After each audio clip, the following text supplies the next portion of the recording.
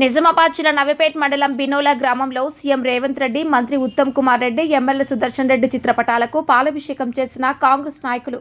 సందర్భంగా కాంగ్రెస్ నాయకులు మాట్లాడుతూ ఎన్నికల్లో రైతులకు ఇచ్చినటువంటి హామీ ప్రకారం రైతుల నుండి కొనుగోలు చేసినటువంటి ధాన్యానికి బోనస్ 500 రూపాయలను ఇవ్వటం జరిగిందని వారన్నారు. రైతుల పక్షాన ఉండే ప్రభుత్వం తమ ప్రభుత్వం అని తెలిపారు. రైతులను ఆర్థికంగా అభివృద్ధి చేసే దిశగా తమ ప్రభుత్వం ఎల్లవేళలా పనిచేస్తుందని కాంగ్రెస్ నాయకులు అన్నారు.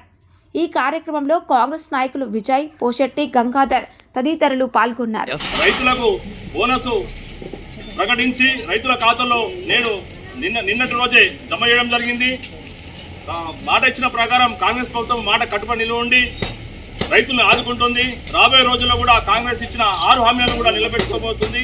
కావున బినోలా కాంగ్రెస్ పార్టీ తరఫున ఎమ్మెల్యే సుదర్శన్ రెడ్డి గారికి, ఉత్తమ్ కుమార్ రెడ్డి గారికి, సీఎం గారు రేవంత్ రెడ్డి గారికి బినోలా గ్రామ రైతుల తరఫున కృతజ్ఞతలు తెలియజేస్తున్నాం.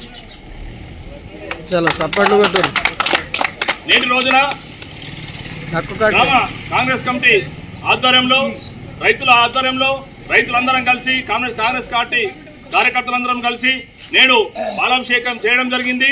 ఇక ముందు రాబోయే రోజుల్లో కూడా అన్ని హామీలను నిలబెట్టుకుంటూ కాంగ్రెస్ పార్టీ ముందుకు వెళ్తుందని చెప్పేసి సంతోషిస్తున్నాం.